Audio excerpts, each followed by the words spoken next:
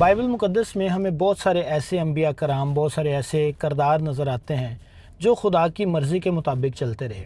और कहीं ना कहीं ऐसा किरदार भी नज़र आता है जब उन्होंने खुदा की मर्ज़ी को छोड़ा, रिजेक्ट किया, तो वो किसी न किसी मुश्किल में पड़ गए। हमें यूना की मिसाल नज़र आती है कि जब उसने खुदा की मर्ज़ी को कबूल किया तो फिर वो बिल्कुल दुरुस्त हिम्मत की तरफ जा रहा है, लेकिन जैसे ही उसने खुदा की मर्ज़ी को रिजेक्ट किया तो उसको पानी में गिरा दिया गया, समुंदर में गिरा दिया गया। बहुत दफ़ा हम भी ऐसे ही हैं कि जब हम ऐसे सिचुएशन में पड़ जाते हैं कि कहाँ हमने अपनी मर्ज़ी को तरजीह देनी है, कहाँ हमने खुदा की मर्ज़ी को तरजीह देनी है, तो जब हम इस फ़ैसले को कर नहीं पाते तो हमें समझ नहीं आती हमें किधर जाना है। उस वक्त खुदा का पाक रूह हमें गाइड करता है कि खुदा की मर्ज़ी आपके लिए ज़रूरी है।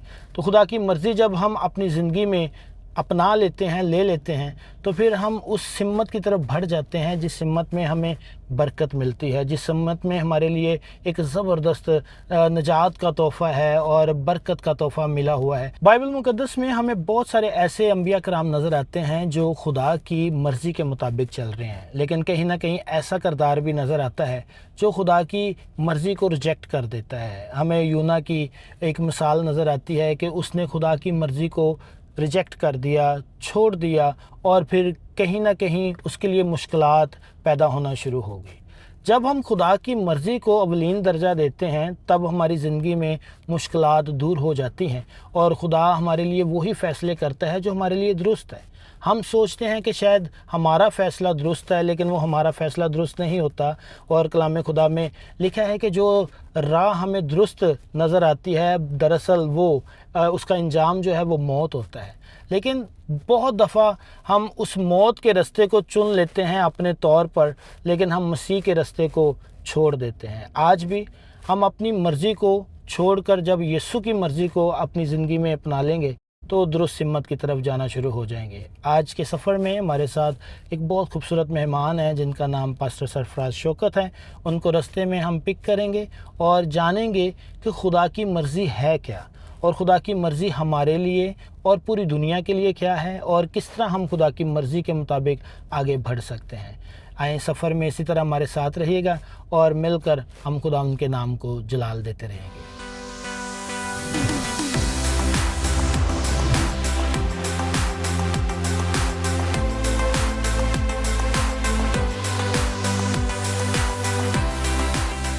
जी ब्रदर सरफराज, कैसे हैं? ठीक है भाई, मैं बिल्कुल ठीक हूँ। आप कैसे हैं? शुक्रगुजारी खुदावंद की, बहुत अच्छे लग रहे हैं आज।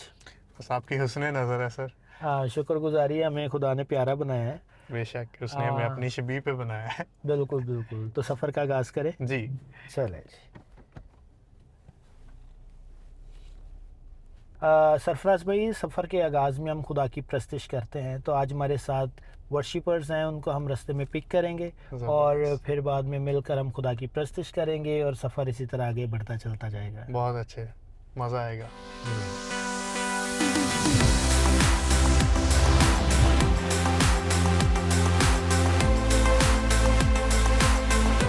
जी बहन शीना, कैसी हैं आप? ठीक हैं? जी भाई दिल, खुदा उनका शुक्र, मैं बिल्कुल ठीक ठाक। और क्रिस्टोफर साहब कैसे हैं आप? ठीक हैं? उनका बड़ा फजल है भाई। चलें, शुक्र है खुदा का। बहुत अच्छा लगा और मिलकर हम खुदा की प्रस्तिश करते हैं। आज के सफ़र में आप कौन सा गीत गाएंगे जो हम मिलकर खुदा उनके नाम को जलाल देने वाले हों? जी भाई दिल, मैं गीत गाऊंगी तेरी शान जलाली नासरिया तेनु धन धन लोग की कहंदे। प्रेज द लॉर्ड, ये पुराना गीत है और मेरा ख्याल हम सबको आता है और भाई सरफराज को भी आता है। और इससे पहले कि हम इस प्रस्तिश में आगे बढ़ें तो मेरे पास एक बड़ा खूबसूरत तोहफ़ा है जो सरफराज भाई के लिए, तो मैं आपको देना चाहूँगा। ये एक छोटा सा इंस्ट्रूमेंट है जो कि आपने बजाना है साथ, और हम मिलकर खुदा उनके नाम को जलाल ना सिर्फ गा कर बल्कि बजा कर भी देंगे। जी ज़रूर। जी बहन शीना, शुरू कीजिएगा। जी। तेरी शान जलाली नासरिया तेनु धन धन लोग की कहंदे ने, तेरी शान जलाली नासरिया तेनु धन धन लोग की कहंदे ने। ओ पागा भगता वाले ने जिहड़े घर विच तेरे रहंदे, ओ पागा भगता वाले ने जिहड़े घर विच तेरे रहंदे। तेरी शान जलाली नासरिया नासरिया तेनू धन धन लोकी कहंदे ने सूली चढ़ गए ओ जग दे कारण बिगड़े तिगड़े काज सवारण बिगड़े तिगड़े काज सवारन बिगड़े तिगड़े काज सवारण मेरे रोगां दा ओ दारू है जेड़े खून दे कतरे बहंदे ने मेरे रोगां दा ओ दारू है जेड़े खून दे कतरे बहंदे तेरी शान जलाली नासरिया तेनू धन धन लोकी कहंदे ने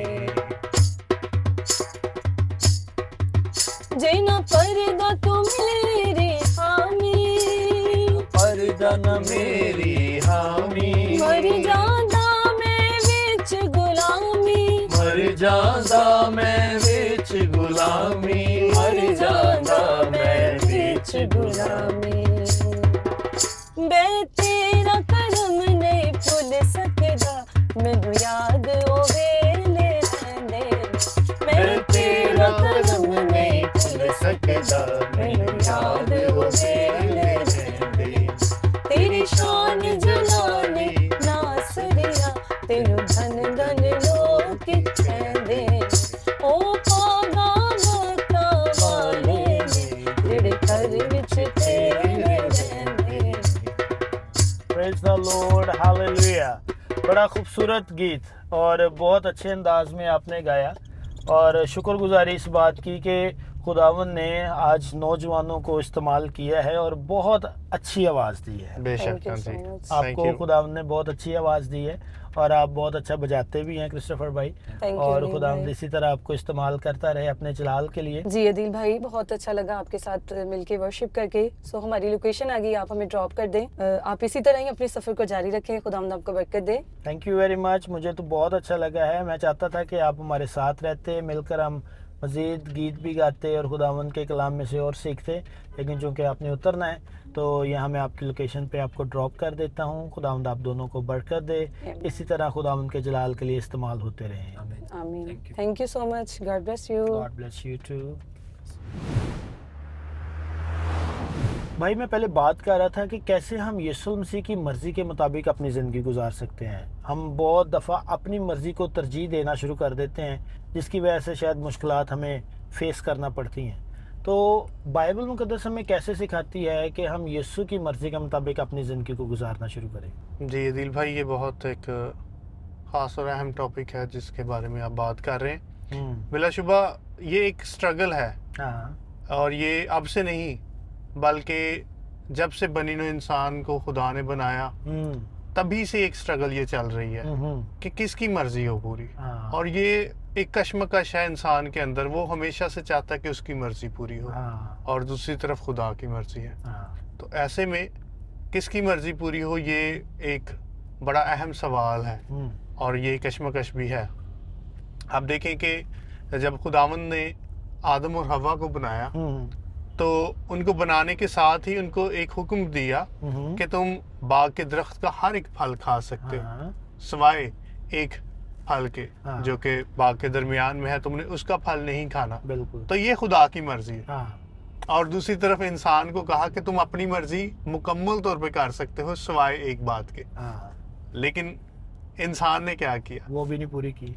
इंसान ने वो भी पूरी नहीं की। इंसान ने हाँ। कहा नहीं, तेरी मर्जी नहीं, मेरी मर्जी पूरी हो। हाँ, बिल्कुल। और उसने अपनी मर्जी पूरी करके हाँ। उसके फिर नतायज भुगते, हाँ, जो कि खुदा नहीं चाहता था कि इंसान के साथ ऐसा हो। हाँ, और ये इंसान की मर्जी जो है ये इंसान ने पूरी करके फिर उसके नतायज भुगते। इसमें हमें बहुत सारे पुराने अहद में भी वाक़यात नज़र आते हैं, जैसे अंबिया कराम हैं जिन्होंने खुदा की मर्ज़ी के मुताबिक अपनी ज़िंदगी गुजारी है, लेकिन कुछ ऐसे किरदार भी नज़र आते हैं जहां हमें ऐसा लगता है कि उन्होंने खुदा की मर्ज़ी को पूरा नहीं किया। जैसे यूना की मिसाल में नज़र आती है कि वो पहले उन्होंने खुदा की मर्ज़ी को रिजेक्ट किया है, हाँ जी। तो फिर बाद में जाके खुदा ने किसी ना किसी तरीके से उसको उस पॉइंट पर दोबारा वो लेकर आया है खुदा कि नहीं, वो ही पूरा होना है, वो ही मर्ज़ी पूरी करनी है, वो ही बात पूरी होनी है जो खुदा की है, यानी मेरी खुदा की मर्ज़ी है। तो इसी तरह आज भी हम यूना की तरह बहुत सारी जगहों पे डगमगा जाते हैं, गिर जाते हैं, कोशिश करते हैं नहीं मैं अपना ही आप, सब कुछ अपने आप पर ही फोकस शुरू हो जाता है। ऐसे ही है। बिल्कुल। हाँ। यूना की मिसाल बिल्कुल बहुत खूबसूरत मिसाल है, जिसमें यूना एक अपनी मर्जी पूरी करना चाहता है। खुदा उसको कुछ कह रहा है, खुदा कहता है नीनवा के लोगों के पास जा। वो चाहता है कि नहीं, मैं नीनवा के लोगों के पास नहीं जाऊंगा, बल्कि मैं तरसेस को भागूंगा। बिल्कुल। और यूं वो इस अपनी मर्जी पूरी करने की वजह से जिस्मानी तौर पर भी और इसके अलावा नफ्सियाती तौर पर भी एक कश्मकश में से, एक मुश्किल में से गुजरा, और फिर इस सफरिंग को उसको बर्दाश्त करना पड़ा। और फिर जाकर जब उसको इस सफरिंग में से गुजरना पड़ा, फिर उसने कहा कि हाँ मैं तौबा करता, अब मैं जाऊंगा। और फिर उसको सेटिस्फैक्शन वहां पर जाकर मिलती है जब उसने मर्जी को पूरा करने का था। आज भी ऐसे ही है, बहुत सारे लोग पहले अपनी मर्जी करते रहते हैं और फिर बाद में जब मुश्किलात उनको घेरे में ले आती है तो फिर जाके वो खुदा के पास आना शुरू होते हैं कि नहीं खुदा की मर्जी दुरुस्त थी, जैसे यूना ने किया। और इतने बड़े ट्रॉमा में से गुजर के आखिर करना तो वही पड़ा जो खुदा ने किया या खुदा ने कहा। तो आज हम फिर भी मतलब हमें समझ नहीं आती कि हम क्यों इस कदर खुदा की मर्जी को रिजेक्ट कर देते हैं। आखिर करना वही होता है जो खुदा की मर्जी होती है। हाँ जी, ये इंसान की, जैसे मैंने शुरू बात की यहाँ से ही, कि इंसान की जिंदगी की स्ट्रगल है, वो हमेशा अपनी मर्जी पूरी करना चाहता है, खुदा की मर्जी को नहीं। मैं अगर अपनी आपको मिसाल दूं तो मेरी पर्सनल टेस्टिमनी है कि मैंने हमेशा खुदावंद की मर्जी को आगे रखा, और जिंदगी में बहुत सारे मामला ऐसे हैं जहां पर लगता ये था कि मेरी मर्जी बेहतर है, मुझे यही करना चाहिए। मिसाल के तौर पर रिसेंट गवाही है मेरी जिंदगी में, वो ये कि आपको पता है पाकिस्तान में एक बड़ा ज़बरदस्त हमारा मसीही इदारा है, FC यूनिवर्सिटी लाहौर से। तो वहाँ पर उन्होंने एक प्रोग्राम शुरू किया है जिसमें वो बिब्लिकल स्टडीज़ में MPhil करवाते हैं। तो मैंने वहाँ पर 2 साल का प्री रिक्विजिट है हिब्रू लैंग्वेज में, वो किया। और वो करने के बाद मैं चाहता था कि वहाँ पर MPhil करूँ, लेकिन खुदावंद की मर्जी ये नहीं थी। खुदावंद ने कुछ हालात इस तरह से पैदा किए कि मैं वहाँ पर एडमिशन ना लूँ। और लेकिन खुदावंद की जो मर्जी है उसके सामने फिर मैंने अपने सर को झुकाया। मैंने कहा खुदावंद जो तेरी मर्जी है वो मेरी जिंदगी में पूरी हो। और फिर खुदावंद ने उसी साल में मेरे लिए नए दरवाजों को खोला, और खुदा ने बजाय कि मैं यहाँ पर तालीम हासिल करूँ, खुदा मुझे अब्रॉड ले गया। हाँ जी, और मैं खुदावंद ने मुझे नेदरलैंड्स में तालीम हासिल करने का मौका दिया कि मैं अपने MTH मास्टर्स इन थियोलॉजी जो है वो नेदरलैंड से जाकर पढ़ूं और एक वेल रिकग्नाइज्ड यूनिवर्सिटी से पढ़ूं जिसका दुनिया में एक नाम है। ये खुदावंद की मर्जी के सामने अपने सर झुकाने की बात है, अताअत करने की बात है। बिल्कुल ऐसे। और अगर मिसाल के तौर पर आप उसी चीज़ पर फोकस करते कि नहीं मैं अपना वो लाहौर कॉलेज की तरफ ही जाऊंगा, वही जाके उधर ही एडमिशन लूँगा, और फिर खुदा की मर्जी को रिजेक्ट कर देते तो शायद आपका वो भी ना कंप्लीट हो पाता। तो खुदा ने आपके लिए जो रखा था कि नहीं आपको एक अच्छे मकाम, एक अच्छी जगह पर लेकर जाकर खुदा ने आपको एक अच्छी तालीम से हमकनार करना था, ये शुक्रगुजारी है। यही बात है कि जब हम खुदा की मर्ज़ी को अवलीन दर्जा देते हैं तो खुदा हमारे लिए बड़े बड़े काम तैयार रखे हुए हैं। इधर एक छोटी सी एग्जांपल भी मैं दुनियावी तौर पर रखना चाहता हूँ कि जैसे एक वो टेडी बियर वाली एग्जांपल है, अक्सर मैं देखता हूँ मुख्तलिफ सोशल मीडिया पर कि बाज़ का टेडी बियर जो है वो छोटा दिया जाता है, वो कबूल नहीं होता, फिर बड़ा टेडी बियर आता है, फिर उसके बाद उससे बड़ा आता है। यानी कि बाज़ का हमारे लिए जो एग्जांपल्स रखी गई हैं कि हमें खुदा बरकत देता है, हम उस बरकत को छोड़कर किसी और तरफ जाना शुरू हो जाते हैं, हालांकि खुदा ने उससे बड़ी बरकत हमारे लिए रखी होती है। तो इसलिए रिजेक्शन जब हो जाती है, खुदा भी फिर हमें उस हाल पर छोड़ देता है जैसे आदम और हवा को उस हाल पर छोड़ दिया गया। जी बिल्कुल अदील भाई, खुदावंद का कलाम भी हमें यही सिखाता है। रोमी 8वां बाब और उसकी 28वीं आयत कहती है कि सब चीज़ें मिलकर खुदावंद से मोहब्बत रखने वालों के लिए भलाई पैदा करती है। बिल्कुल। और ये बात दुरुस्त है कि हम जब खुदावंद की मर्जी को जानकर खुदावंद की मर्जी के मुताबिक अपने आप को सरेंडर कर देते हैं, मुकम्मल तौर पे उसके हाथों में दे देते हैं, तब खुदावंद की अताअत को मानते हुए हमें इस बात का यकीन हो जाता है कि वो जो कुछ कर रहा है वो बेहतरीन है और यही भलाई पैदा करेगा। बिल्कुल ऐसे ही। जैसे अभी आप मिसाल दे रहे थे टेडी बियर की, अगर दूसरी तरफ देखें तो आपके भी बच्चे हैं, मेरे भी बच्चे हैं, तो हम बच्चों को अक्सर अगर कोई बड़ा note they they, for example 10 rupees उनका, उनको पता है, अगर हमें उन्हें 100 का नोट दे दें तो कई दफा वो परेशान हो जाते हैं कि ये क्या हमें दे दिया, हम वो एक्सेप्ट नहीं करते उसको। बिल्कुल बिल्कुल लेकिन हमें पता है बड़े होने के नाते कि कौन सी चीज वैल्यूएबल है। बिल्कुल। इसी तरह से जब हम खुदावंद के हाथों में खुद को देते हैं, खुदावंद की मर्जी को अपनाने के लिए उसके सामने हम कहते हैं कि खुदावंद मेरी नहीं तेरी मर्जी पूरी हो, तो दरअसल हम ये मान लेते हैं कि खुदावंद बेहतर जानता है हमसे। हाँ, वो जो जानता है वो हम नहीं जानते। बिल्कुल ऐसे ही है। और ये उसके अलीम कुल होने को और उसके कादर मुतलिक होने को भी मानना है। बिल्कुल, क्या हम और उसकी कुदरत को फील कर रहे हैं कि वो सब कुछ करने पर कादिर है। बेशक, और हम ये मुकम्मल तौर पर उस पर इन्हसार भी करते हैं। इसके जरिए से हम बताते ये हैं कि खुदावंद ये जो मेरी मर्जी है ये नहीं, बल्कि तू मुझसे बेहतर जानता है, तू मुझसे बिल्कुल। बेहतर सोचता है, और जो तू जानता है, जो तू सोचता है, मैं वो नहीं सोचता। बिल्कुल ऐसे ही बास का, जैसे हम पलूस रसूल को देखते हैं, अपनी तरह से वो पूरी शरीयत का पाबंद था और वो शरीयत के मुताबिक ज़िंदगी गुजारा था। और देखिए कैसे वो दमिश्क के राह में पकड़ा जाता है और खुदावंद यीशु मसीह उससे हम कलाम होते हैं और वहाँ खुदावंद यीशु मसीह की मर्ज़ी शुरू हो जाती है। बेशक। और अगर वहाँ वो यीशु मसीह के आगे सरेंडर ना कर देता अपने आप को और उसकी मर्ज़ी को कबूल ना करता, तो शायद पलूस उस तरह आज इस तरह उसके खतूत हम देखते हैं बाइबल मुकद्दस में, और खुदा उसको उस तरह इस्तेमाल भी ना करता। जी। तो जब उसने अपने आप को ताबे कर दिया, सरेंडर कर दिया कि नहीं यस मैं अब खुदावंद यीशु के ताबे हूँ, तो फिर खुदावंद ने उसको बरकत देना शुरू कर दी। हाँ जी। इसके साथ ही पालूस की एक और भी मिसाल है। अगर आप देखें अमाल 16वें बाब में, हाँ। और वहाँ पर अमाल 16वें बाब के आगाज में जब उसके साथ तिमोथियस मिल जाता है, हाँ। और फिर सिलास तिमोथियस मिलकर ये आगे सफर का आगाज करते हैं, और आगे वो गलितिया से होते हुए आसिया में जाना चाहते हैं। हाँ। और वहाँ पर साफ साफ लिखा है कि खुदावंद ने उनको वहाँ जाने से मना रोका। किया। और फिर इसके बाद वो बतूनिया में जाना चाहते हैं, और फिर लिखा है कि यीशु के रूह ने उन्हें वहाँ पर जाने से मना किया। हाँ, और ये दोनों रुकावटें थी उनकी जिंदगी में, और पालूस बड़ी खूबसूरती से इन दोनों बातों को मानकर, उसके साथ इस बात को मानकर इंतजार करते हैं। हाँ। और उसी रात उनको एक ख्वाब आता है, हाँ। और मकदूनिया से एक शख्स उनको बुलाता है हाँ, कि आप हमारे इलाके में आए। बिल्कुल।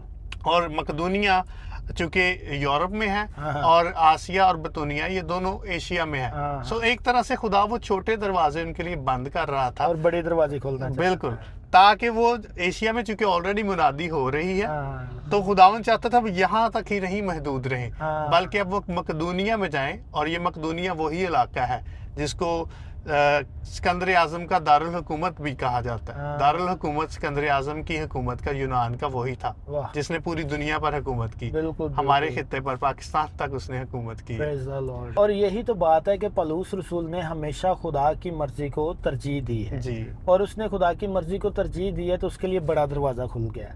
तो यही है कि हम बहुत दफ़ा अपने छोटे छोटे मामलात को सामने रख के, नहीं जी ये तो हो गया, ये तो हो गया, बस ठीक है, मैं अपने हिसाब से चलता रहता हूँ। लेकिन ये है कि खुदा आपके लिए उससे बड़ा काम करना चाहता है। हाँ जी, बिल्कुल। इसी तरह से पुराने अहदनामे में भी हमें अमसाल की किताब में उसके 3 बाब की 5वीं और 6ठी आयत में देखें तो वहाँ पर भी मुकद्दस सुलेमान इसी किस्म की बात करता है कि अपने तमाम बातों में खुदावंद पर तवक्कल कर, उस पर तकिया कर, हाँ। उसके फहम को पहचान। बिल्कुल। और यही एक अकील शख्स की बात है कि जो शख्स अकल रखता है वो ये जानता है कि खुदा जो है वो अलीमे कुल है। हाँ, मेरी बिल्कुल। अकल नाकस है, नाकस है। और इसलिए हर बात में खुदावंद पर तवक्कुल करना जो है हाँ। ये इंसान को खुदा के ताबे भी करता है, बिल्कुल। और उसको बहुत सारे खतरात से बचा भी देता है। और सुलेमान बादशाह ने सबसे अहम बात है कि खुदा से हिकमत ही मांगी, बिल्कुल। और हिकमत मांगने के बाद खुदा ने उसके लिए कैसे बड़े दरवाजे खोल दिए। बेशक। बास का हम कहते हैं नहीं जी हम अपनी मर्जी से चलते जाएंगे, कोई बात नहीं, बस खुदा से कहते जाएं खुदा तुम्हारे साथ है, जो भी करना है वो हमने अपने हिसाब से करना है। हाँ जी, तो वो जब अपने हिसाब से होता है फिर मुश्किल हो जाता है। बिल्कुल। और देखिए अकल पाने के बाद वो क्या बात कर रहा है, हिकमत पाने के बाद वो कह रहा है खुदावंद पर तवक्कुल करो। बिल्कुल कि ऐसे ही है। हिकमत पाने के बाद भी हम्म। हमारी हिकमत फिर भी नाकस है, क्योंकि हमारी हिकमत जो है वो करप्ट है। हाँ, खुदा की हिकमत जो है वो कामिल है, दुरुस्त है। और जब वो कामिल है तो फिर कामिल से ही हमारी हिकमत जो है वो कामलियत के करीब तर हो सकती है। जब वो बिल्कुल गाइड ऐसे ही करता है तो फिर ही हम उसकी गाइडेंस में चल सकते हैं। ज़ाहिर है जहाँ हमारी अकल ख़त्म होती है वहाँ तो उसकी शुरू होती है। बेशक। तो ये ज़बरदस्त बात है कि जब हम उसको तरजीह देते हैं तो वो हमारे लिए एक ज़बरदस्त मंसूबे रखे हुए हैं। तो हम इस बात के लिए शुक्रगुजारी करते हैं कि अभी भी बहुत सारे लोग खुदा की मर्ज़ी को तरजीह देते हैं। मैं इधर वैसे क्लियर करना चाहता हूँ कि हमेशा ही ऐसे लोग नहीं होते कि जो यीशु मसीह या खुदा की मर्ज़ी को रिजेक्ट करते हैं। बहुत सारे ऐसे भी हैं अभी भी दुनिया में कि जो खुदा की मर्ज़ी को अवलीन दर्जा समझते हैं। तो उनके लिए खुदा की शुक्रगुजारी और खुदा उनको बरकत दे। बहुत सारे ऐसे हैं जो अभी भी खुदा की मर्ज़ी को अवलीन दर्जा नहीं देते। जी। उनके लिए दुआ की ज़रूरत है।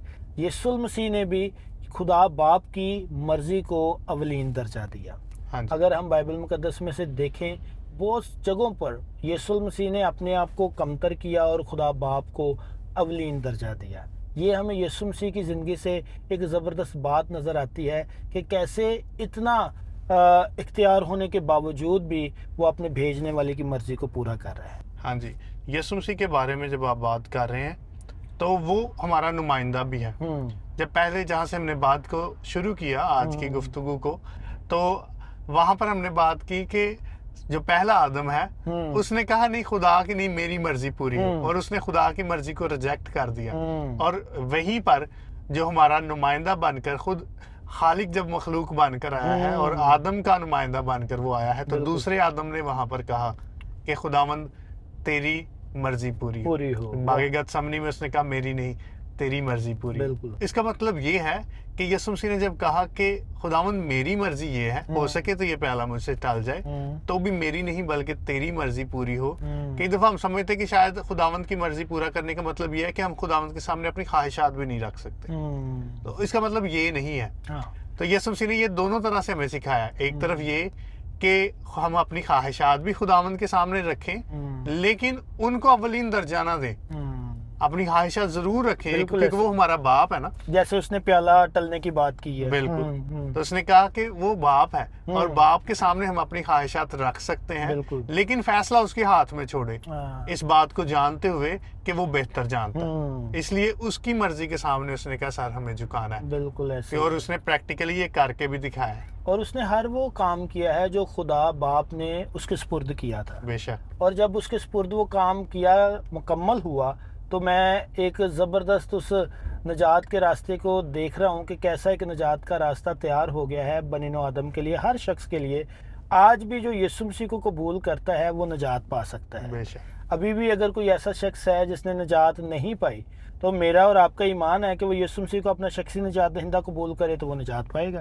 तो ये तो एक ज़बरदस्त लिखी पढ़ी बात है कि यीशु मसीह पर ईमान रखना अवलीन है, और जब उस पर ईमान रखा जाता है तो वो दुरुस्त हिम्मत की तरफ चले जाता है, निजात पा जाता है। और यही खुदा की मर्जी है कि लोग निजात पाएं। बेशक। गुनाहों से रिहाई जो है वो यीशु मसीह से ही मुमकिन है। बेशक। और यहाँ पर भी आप देखें तो यहाँ पर भी खुदावंद की मर्जी है। दरअसल अगर हम ईमान लेकर आते हैं तो ईमान पहले नहीं है, पहले फजल है। उसने फजल पहले किया है, उसने पहले चुना है, उसने पहले मुमकिन किया है कि निजात का रास्ता खुले। और ये भी एक तरह से सुपुर्दगी ही है कि हम खुदा की मर्जी को जान करके, उसकी मर्जी ये है कि हम निजात पाएं। हाँ, वो निजात के रास्ते के लिए यीशु मसीह का भेजना ज़रूरी था। खुदा ने अपने बेटे यीशु मसीह को भेजा तो निजात का रास्ता तैयार हुआ। तो फिर अब हमारे ऊपर है कि हम यीशु मसीह को अपनी ज़िंदगी पर लेते हैं या नहीं लेते। अभी भी बहुत सारे ऐसे यीशु मसीह के साथ ज़िंदगी गुजार तो रहे हैं, लेकिन वो डगमगा रहे हैं। वो अपने आप को प्रॉपर उस लेवल पे नहीं लेकर आ रहे जो यीशु मसीह चाहता है कि किस तरह वो यीशु मसीह को अपनी ज़िंदगी में पूरे तौर पर कबूल करें और फिर उनकी ज़िंदगी में एक निजात का रास्ता तैयार हो जाए। हाँ जी, क्योंकि ये स्ट्रगल ही है। बिल्कुल, जहाँ से हमने शुरू किया है। बिल्कुल हाँ। कि ये स्ट्रगल है। इंसान अपनी मर्जी चाहता है, खुदा चाहता है कि उसकी मर्जी पूरी हो, और इंसान इस स्ट्रगल में है कि किसकी मर्जी बेहतर है। जो जान जाता है कि खुदा की मर्जी बेहतर है वो खुदा के सामने झुकता है, उसकी इताअत करता है और सब्र से तहम्मुल से इंतजार करके रुका रहता है कि जब खुदावंद का वक्त आएगा तो वो वक्त पर सर बुलंद करेगा। आज के सफ़र में हमने बड़ी खूबसूरत बातें की हैं और मेरा ईमान है आप सब ने बरकत पाई होगी। आज के सफ़र में एक ख़ास बात यही हमने सीखी है कि कैसे हम खुदा की मर्ज़ी के मुताबिक चल सकते हैं। हम नहीं बल्कि हर एक शख्स जो सुन रहा है वो भी, जिसने यीशु मसीह को भी कबूल नहीं भी किया, वो जब यीशु मसीह को कबूल करता है तो ऑटोमेटिकली उसकी ज़िंदगी में एक ऐसा रास्ता खुल जाता है जो वो खुदा की फरमाबरदारी ताबेदारी में वो रास्ता चलना शुरू हो जाता है उसकी ज़िंदगी में। आज भी अगर किसी ने अपने आप को खुदावन के ताबे नहीं किया तो वो अपने आप को खुदावन के ताबे करे, तभी वो निजात पाएगा और इस तरह उसकी ज़िंदगी में खुदा की मर्ज़ी की पहचान आएगी कि कैसे वो यीशु मसीह की खुदा की मर्ज़ी को अपनी ज़िंदगी में अवलीन दर्जा दे सकता है। आज के सफ़र में हमने बड़ा खूबसूरत ये सीखा है कैसे हम खुदा की मर्ज़ी को पूरा कर सकते हैं। पुराने अहदनामे में बहुत से किरदार हमें नज़र आते हैं जिन्होंने खुदा की मर्ज़ी को पूरा किया। कहीं हमें ये भी नज़र आता है कि जहाँ जहाँ रिजेक्शन हुई है, खुदा की मर्ज़ी को रिजेक्ट किया गया है, वहाँ मसाइल पैदा हुए हैं और जब खुदा की मर्ज़ी को पूरा किया गया है तो वो मसले हल हो गए हैं। आज भी बहुत सारे लोग ऐसे हैं जो खुदा की मर्ज़ी को पूरा नहीं कर पाते, तभी मसाइल ज़िंदगी में पैदा होना शुरू हो जाते हैं। तो यीशु मसीह भी खुदा बाप की मर्ज़ी को पूरा करते नज़र आते हैं कि किस तरह उन्होंने खुदा बाप की मर्ज़ी को पूरा किया और किस तरह उन्होंने निजात का वो सारा काम किया जो खुदा बाप ने उनके लिए मुकर्रर किया था, रखा हुआ था। और यीशु मसीह ही निजात का रास्ता है। अगर हमने किसी ने यीशु मसीह को अभी तक कबूल नहीं किया तो आज फ़ैसला करने की ज़रूरत है कि कैसे हम यीशु मसीह को कबूल करके अपनी ज़िंदगी को एक दुरुस्त सिमत की तरफ लेकर जा सकते हैं। अगर अभी भी किसी ने यीशु मसीह को कबूल नहीं किया तो यीशु मसीह को अपना निजात दहिंदा कबूल करे, तो हम जानेंगे कि कैसे यीशु मसीह हमें एक ज़बरदस्त बाबरकत इंसान बना सकता है। आज का सफ़र यहीं ख़त्म होता है और मेरा ईमान है आपने आज के इस टॉपिक से बहुत बरकत पाई होगी और इसी तरह दोबारा हम आपको मिलेंगे एक नए सफ़र में, नए इन्वान के साथ और एक नए मेहमान के साथ। तब तक के लिए खुदा हाफिज़। सरफराज भाई, आज मुझे बहुत अच्छा लगा है आप मेरे साथ हैं और हमने खुदा यीशु मसीह की बातें की हैं और बड़ी खूबसूरत बातें हैं कि खुदा उनकी मर्ज़ी के मुताबिक चलें। तो मेरा दिल कर रहा था कहीं हम रुकते हैं, थोड़ी सिटिंग करें और मज़ीद खुदा के कलाम में से हम सीखते हैं, बातें करते हैं। हाँ जी, बहुत शुक्रिया दिल भाई। आज मैं शुक्रगुजार हूँ खुदावंद का कि उसने मुमकिन किया कि हम एक दूसरे के साथ इस सफ़र को भी जारी रखें और उसके साथ साथ खुदावंद की बातों को कर सकें। तो सफ़र में तो हमने बातें की हैं और बैठ के फिर मज़ीद अच्छा लगेगा बातें करने का, खुदावंद के बारे में मज़ीद जानने का। जी बिल्कुल, हम बैठते हैं और खुदावंद के नाम को जलाल देंगे इन बातों के ज़रिए से। आमीन।